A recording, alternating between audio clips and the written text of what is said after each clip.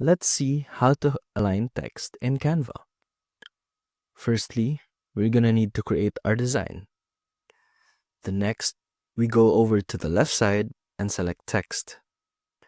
We're gonna select heading, and then we're gonna type some text. For this example, let's just use some random words.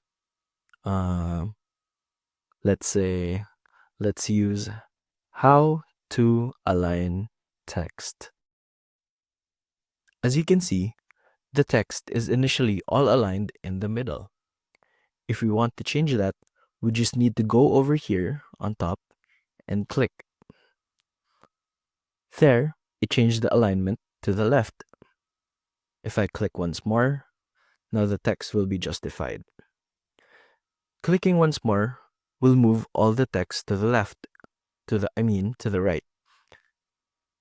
This means that the text is aligned to the right.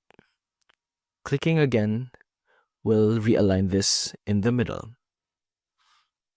And that's it. Now you know how to align text in Canva.